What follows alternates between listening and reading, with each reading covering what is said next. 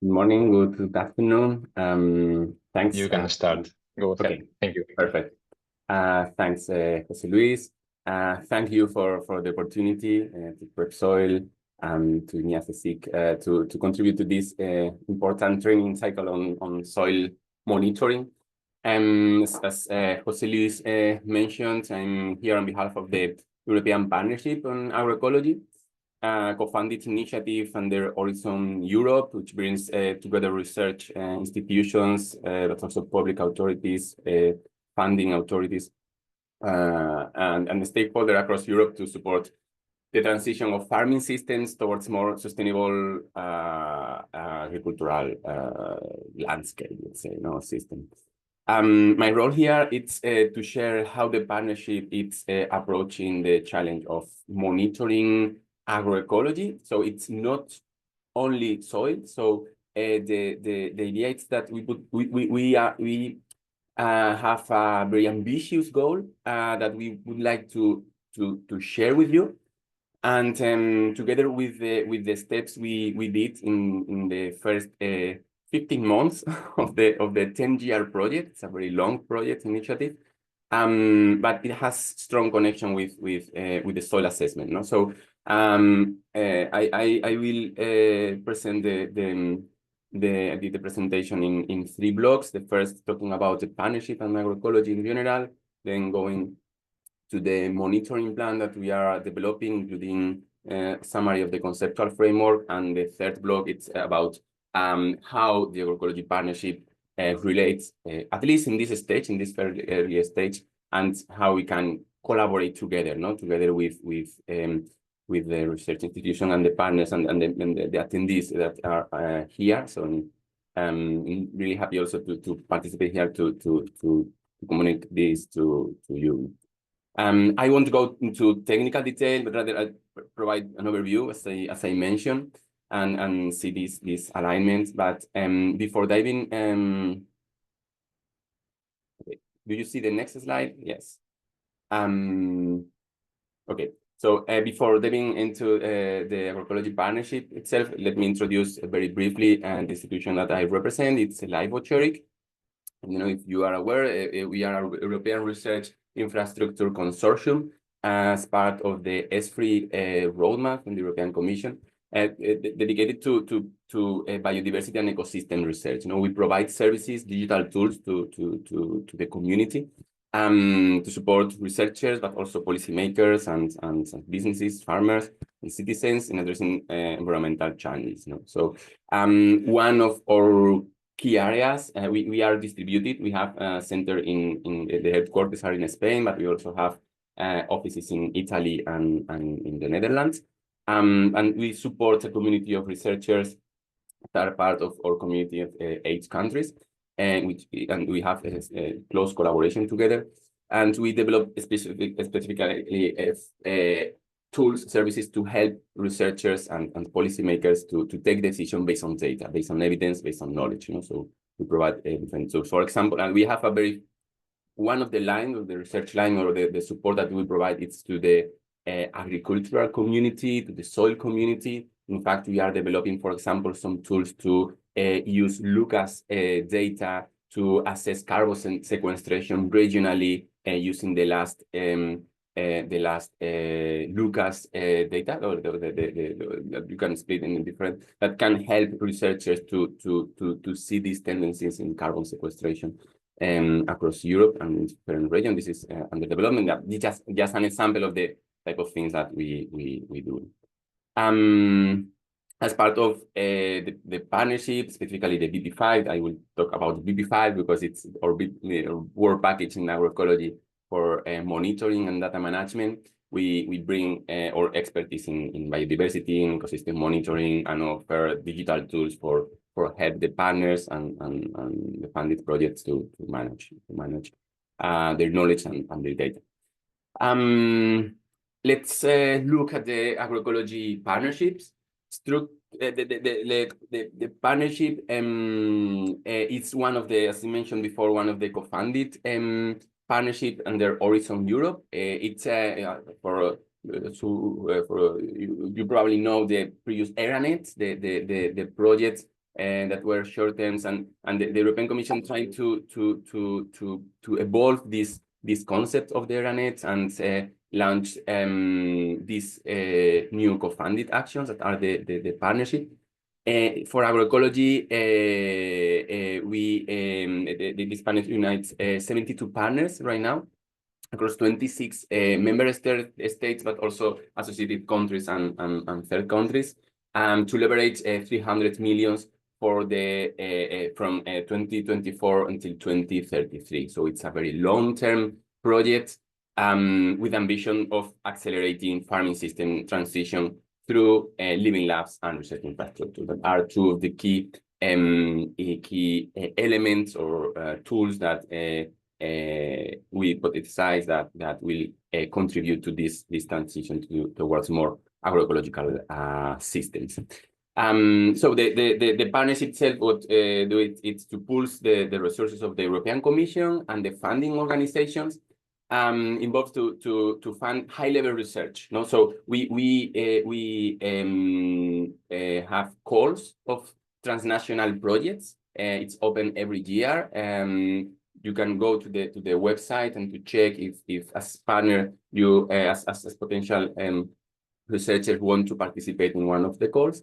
But also we have some research work packages that give support to all these funded projects and to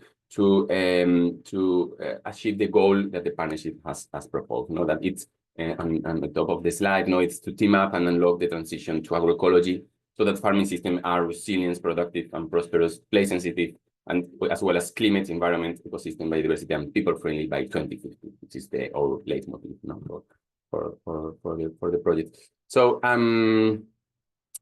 so the partnership, I'm going to move a little bit further to go to the point, but not sure exactly your knowledge about agroecology. So just some hints, some ideas to understand what we monitor.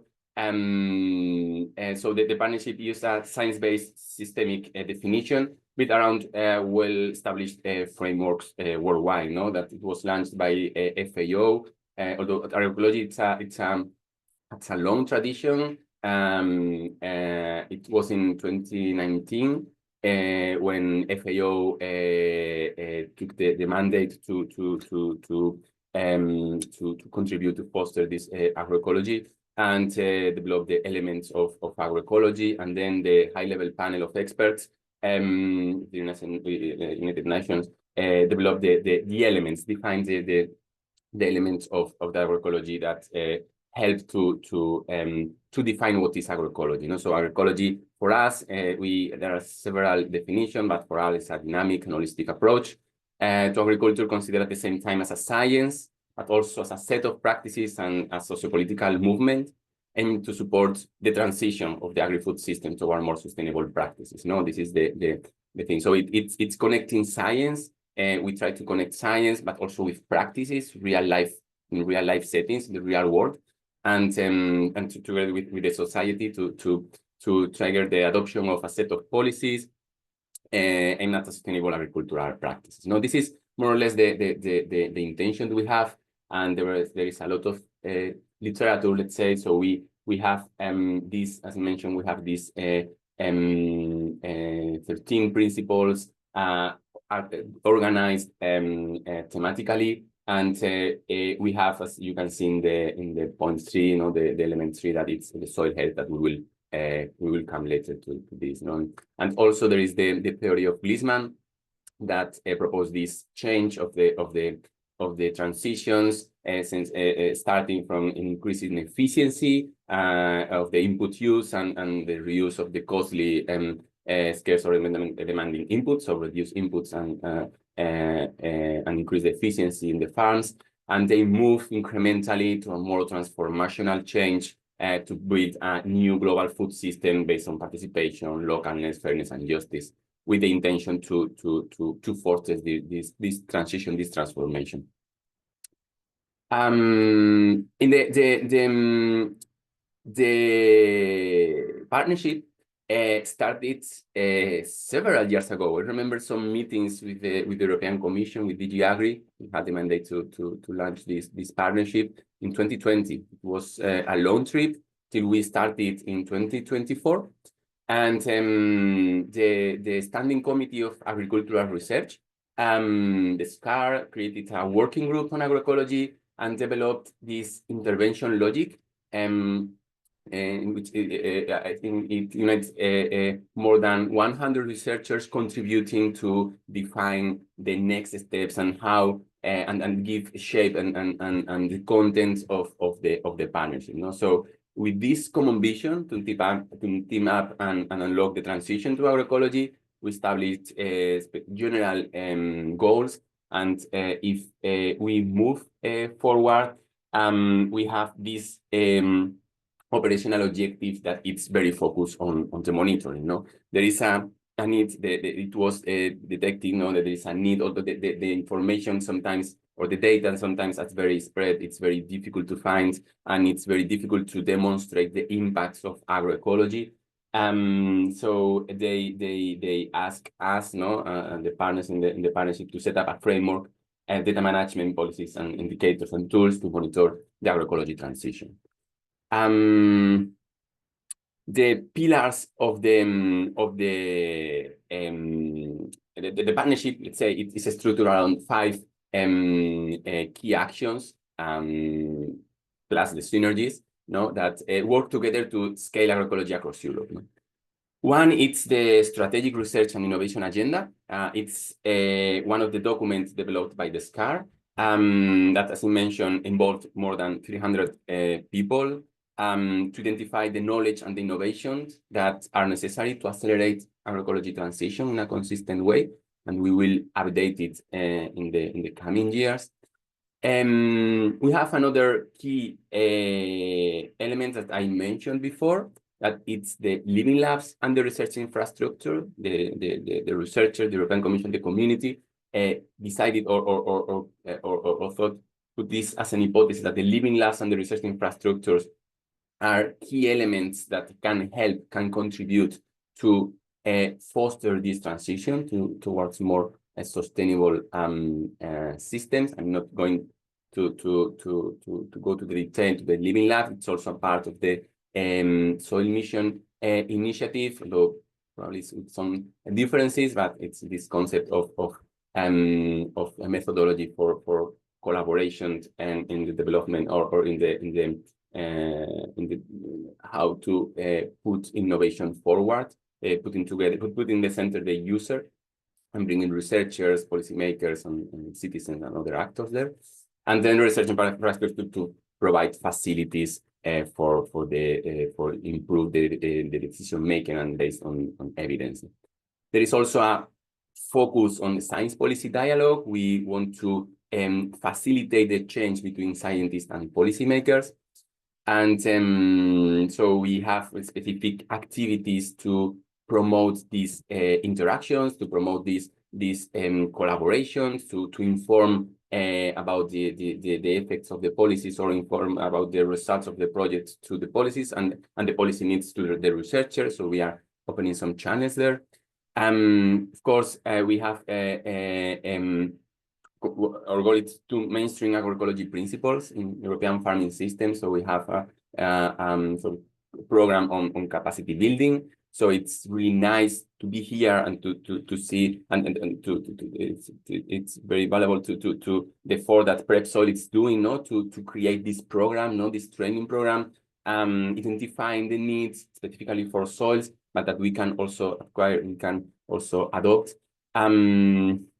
And other area that it's very important for us, as I mentioned, it's monitoring agroecology transition. And we aim to develop and implement this innovative and comprehensive framework to support the monitoring and evaluation of the agroecological transitions.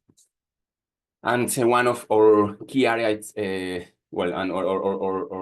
ambition is not reinventing the wheel. I mean, there are a lot of things done there. Especially in agroecology, but in other domains. Agroecology is very multidisciplinary. So we want to build from what it already exists or it's under development. We cannot build everything. We cannot create everything. So we are in contact with other partnerships, agriculture of data, for example, future food systems, the soil missions. So in order to work together synergically. Yes, well, some areas of this SRIA that can help to contribute this to these objectives, and from for core teams and cross-cutting and enabling activities, from the redesigning of agroecosystem to the tools or the enablers of the agroecological transitions, including the living labs and research infrastructures and the redesign of the value chains.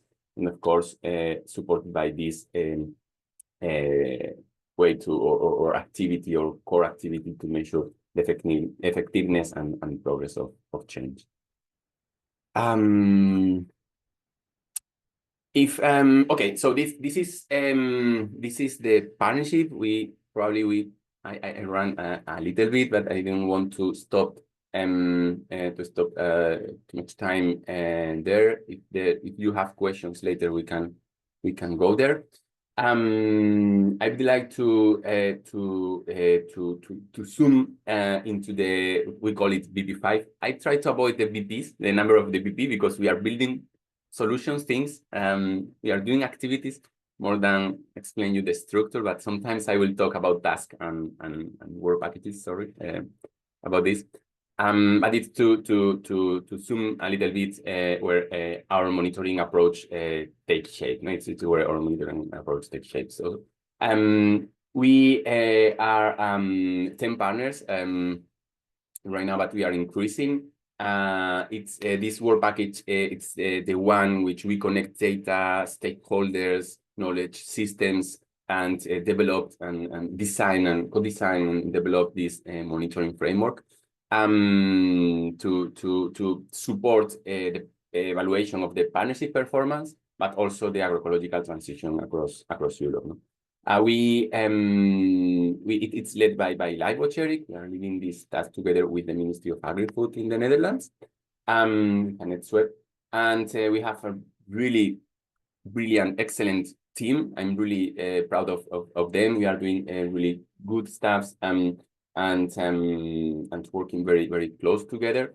And what I'm presenting, it's because of them, and the work they are developing.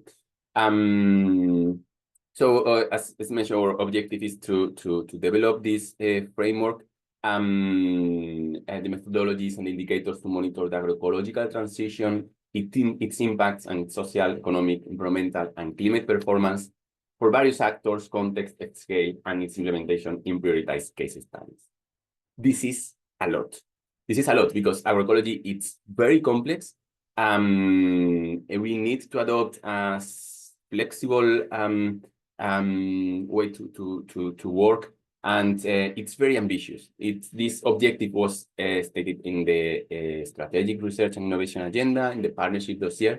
So what we are trying, it's to, in these first 2 years of the partnerships, it's trying to, based on it's already done, what already exists, trying to help or guide the researcher, us, and the people who will apply these monitoring frameworks to navigate this complexity, and it's taking time. We have a preliminary conceptual framework, monitoring plan, with the idea to start monitoring during 2026. So we have dedicated, or we are dedicating 2 years to 24 months just to set up the scene and trying to facilitate capitalize all the knowledge and facilitate the adoption of this framework. I'm saying this because it's taking a lot of time and effort to do this, and probably I'm still very far from the soil. Right? Sorry, but it's important that you know this or you realize the complexity of this. So So and why we are doing this, no? Because it was required to have coherent and harmonized approaches for monitoring and assessing the agroecological process. The European Commission, the member states that are here, wants to facilitate the demonstration of the impacts of agroecology. It's very much needed a robust data and monitoring infrastructure that we are building here, and for sure to establish common indicators and harmonized methods to trying to allow comparisons. No? Although everything is very context specific, we need to abstract and trying to harmonize the most that we can. Just very briefly, and to show you our approach. Now we are going. I will go quickly on this, but we try to have one task that helps to capitalize all these efforts, to organize all the work within the work package, and it's where we are developing the data management plan and the monitoring plan, the two main elements where that will help to conduct the work during the whole process. And when we discuss the DP5 backbone, the main elements with recurrent meetings with the partners and the task leaders to have a common understanding and agreement on the things that we are doing. And then we have two blocks, let's say, one more focus on monitoring the agroecological transition, and other focus on monitoring the partnership and the funded projects, how the projects contribute to agroecological transition. That will fit by the others, but they are very related, but we are working in different ways. And this is split in two tasks, one more conceptual, and you will see later that the monitoring plan is composed of the conceptual framework and the operationalization framework that will be developed, that is being developed in the 5.3. No? So we go from the theory, from what is there, from the mission that we have. It's a mission-oriented project. To the conceptualization, trying to identify the research questions and trying to based on the literature on what we already have, and trying to cover the gaps we have, and then trying to make this real with a very detailed operationalization framework that will help to move from the theory to the real world. And then there are two supporting activities. One is for the infrastructure, that infrastructure per se, and the other to support the development of decision support tools in agroecology transition. Just in the first year, we were able to develop the first data management plan. We were able to run, we ran a really nice series of focus groups. We call it expert workshops, but it were very focus group with very high level experts on agroecology across the world, and divided in different domains, ecological, economic, and sociocultural and governance, to get more information and the last the up-to-date knowledge on the development of this framework, to identify gaps and receive recommendations. And together with a literature review, we were able to develop a first version, a draft version of the monitoring plan. We also have the preliminary version of the conceptual framework, and an action plan for its operationalization. It's the operationalization framework, and also a preliminary list of indicators for the funded projects. Okay, this is what I just wanted to mention about or work package 5 in general, no, to explain you this panel approach that we are using. And now just let me introduce the main element that I would like to share here, and it's the monitoring approach and the monitoring plan we have developed. So let's the monitoring plan, it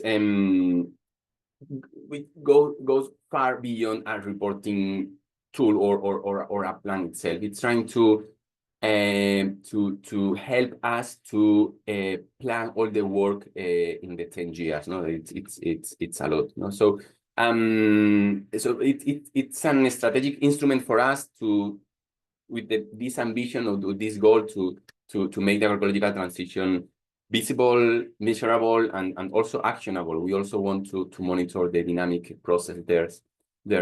So try to also to work to focus on the agroecological transition in general, but also in the partnership, no, and the funded projects, the projects that are funded by the partnership, how they contribute to this agroecological transition. No? So it has this this dual ambition. This plan is designed to support evidence-based policymaking, shared learning, and collective progress. And by design, it's flexible, harmonized. We're trying to harmonize the most that we can, and adaptable to the diverse context of European agriculture. No? So, we in this first task, we started developing the data management strategy. That for us is very important, trying to understand the data needs that the partners have. And we collected some preliminary information that we are reviewing right now to develop to define the version 2 of the data management plan, in which we provided at the beginning some draft procedures and recommendations, but now we are more prepared to improve them and to adapt them to the needs of the projects. And then we have this monitoring plan that has in which we try to discuss about this the why, the what, how we are going to implement the things, in which we did a literature review. It includes a literature review of all the existing monitoring methods, tools, and indicators, specifically the frameworks there, at least at the general level.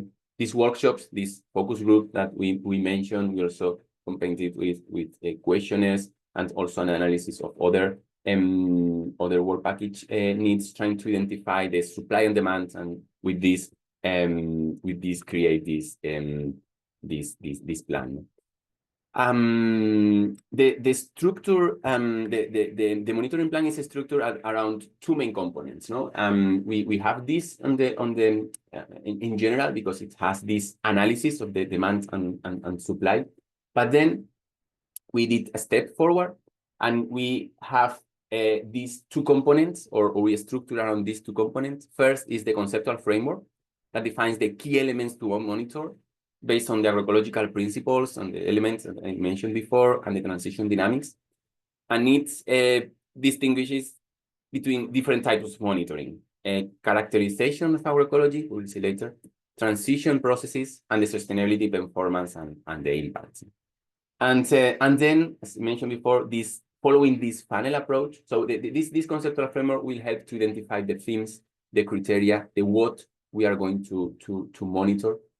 Because remember that we need to provide tools and methodology for different these three different types of monitoring, but for different scales and type of users. So it's very demanding, and it's very complex. No, so they will try to navigate, so to help us to manage all these different components, and then using this funnel approach, we will develop for different use cases, for different scenarios. We call it settings. We call it.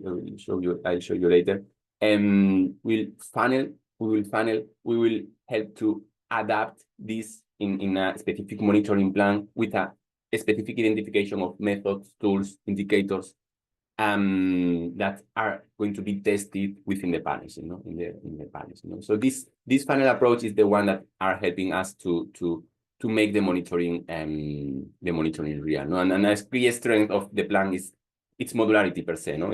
While it promotes coherence and comparability across the partnership, we are very worried and focused on the methodological approach to be very robust, to create a robust methodological approach, but designed to be and very well documented, but also designed to be flexible and adaptable for use in the different conditions that we will face. No, we are sure that we are not able to implement everything. It's impossible. We don't have resources for this, but at least we will start piloting this for specific scenarios.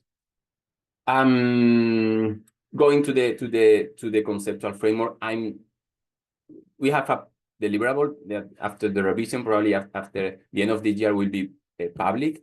And right now it's under revision by the experts and the European Commission, but it was finalized last year. We have designed a very comprehensive conceptual framework, no, to define, as I mentioned, what matters and what to monitor, no, and in essential, we have the different. We have included here different areas, different domains of the agroecology. It was stated by the experts, for example, by the literature or by others, other frameworks on that already exist. No? So we will work on the different domains of the agroecology. We included the different principles that I mentioned before, and also the different areas of change, components of change we mentioned from previous frameworks, no, that as a pillar for us, no. But to sum up, or to go to the general, we are going to monitor these three areas that I will present later for the case of the soil. So one is monitoring the dynamic processes. We want to examine how specific intervention drive change. It's applied by social scientists and based on the theory of change. We want to monitor the change, but also why this change is happening, trying to with the ambition to promote, to foster this agroecological transition, identifying key drivers and enabling conditions, not only a monitoring. I won't stop in this one because it's less advanced now. And it's very focused on the agroecological transition, but I will talk about these other two. One is the characterization of the degree of agroecological integration that assess the extent to which we can say that the agroecological principles are embedded within a system that can be a farm, can be a group of farm, can be a living lab, can be a policy, can be a member state, can be the European Union. No? So we're trying to characterize this. There are tools for this. What I want to emphasize also is that we are not developing this from scratch. So if there are tools, methods, indicators that we can apply following our framework to a specific case, we will use it. No, we will see later in the case of the soil and of the soil assessment. And then the third element is assessing the sustainability, performance, and impact, based on the sustainability multidimensionality. Probably most of you are aware, and the food system conceptualization. No? So here, what we are going to evaluate is the outcomes of the agroecological implementation across environmental, economic, social, and governance dimensions. In one case can be, for example, the impacts on soil health or on soil erosion. No? Measuring the contribution of this outcome to this concept of the sustainable farming system or food system. No? So just give these hints on this conceptual framework that we are monitoring the dynamic process, we are monitoring the degree, the degree in which the agroecological the agroecology is present in a system and or is adopted in a system, and also the impacts of this of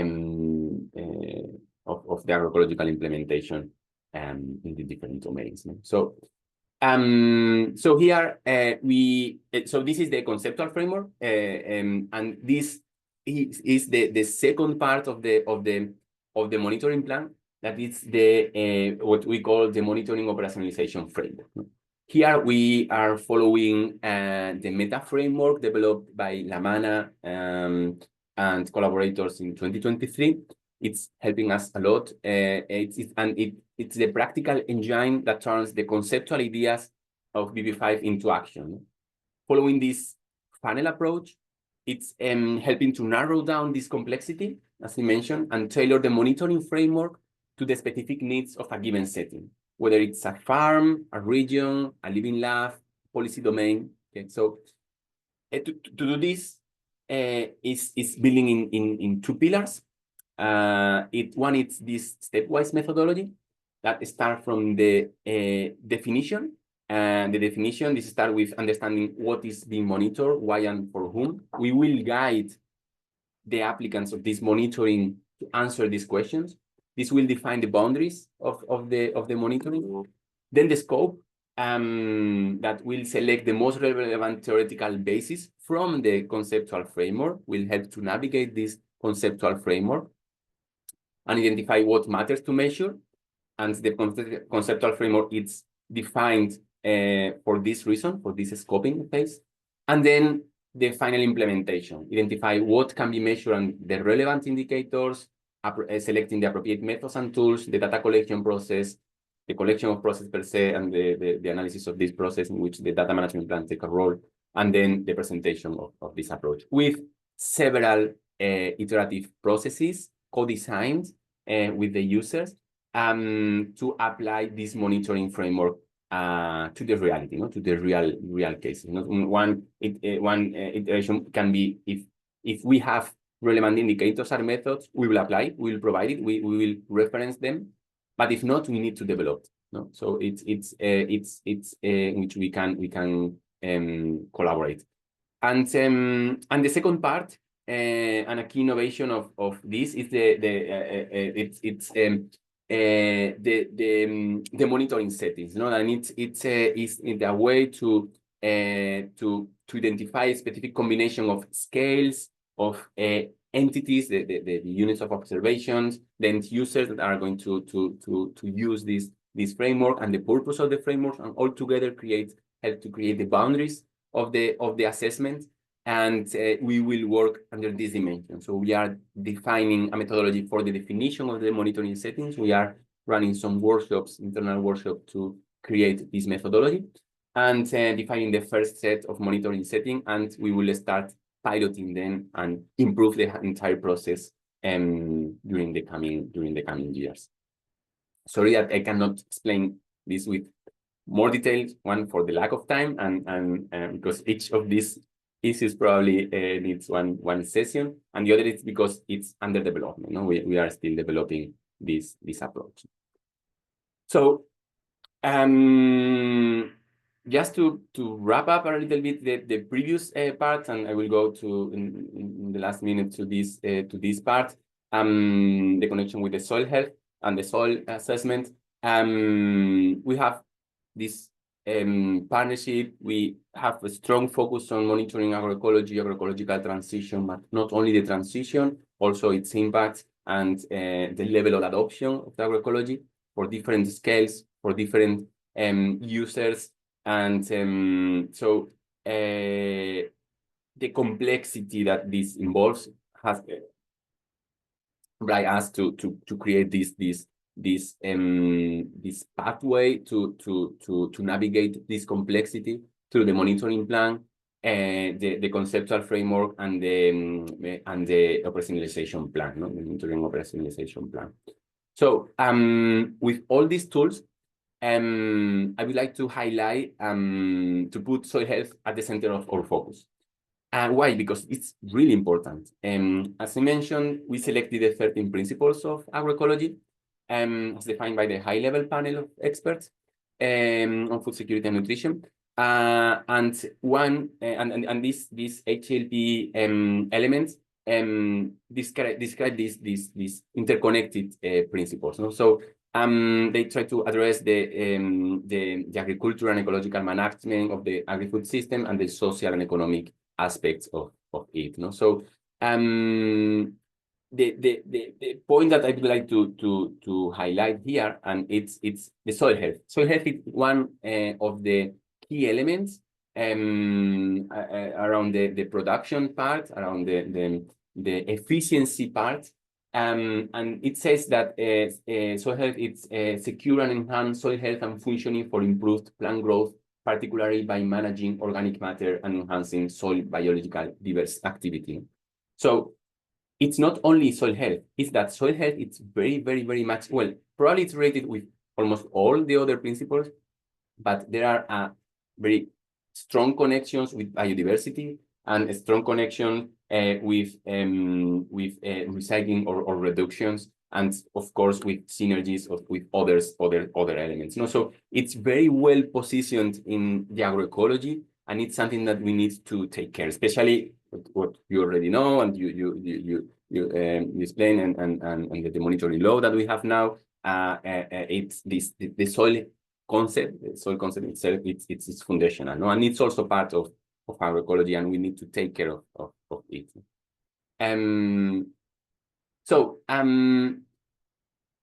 Where soil sits in the partnership conceptual framework, no? So we have soil in, at least for now, in two of the types I showed, no? Not the dynamic part, not right now in the dynamic part, but yes, in the characterization, the degree of agroecological integration, we need to assess if, for example, are soil supportive practices in place, and what extent these are in place. But also to the type 3, to the performance and impact, no? The assessment of the performance and impact, no? Are those practices improving soil function? So, and then we are also working behind to make the relations, no? Not only correlation, but also to assess, trying to assess the cause effects between this characterization and this performance. But this will be also part of another talk, and probably in the future, because it's also under development, no? So, if I zoom a little bit in the conceptual framework and how the conceptual framework treats soil health and this type 2 monitoring lens, in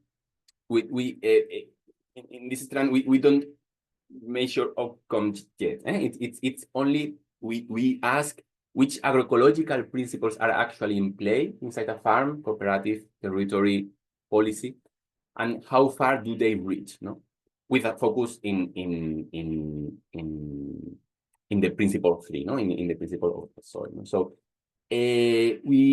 we in this case, the framework tells us to move beyond simply ticking soil principle present or not. We also want to map specific actions, practices, and system features, no? So we have, based on the literature and other frameworks, we have identified that there are practices enhancing soil fertility, preventing soil erosion, monitoring and assessing, or the monitoring activity of monitoring and assessment of soil health, activities to reduce soil compactions, reducing soil pollution, or practices for promoting carbon sequestration is something that we want to assess, we want to list, we want to analyze, we want to check in the field or in the area in which we are doing, and it will evidence that soil cares for this practice, no? And it's embedded exactly in this practice, and this is essential for us. So this is and we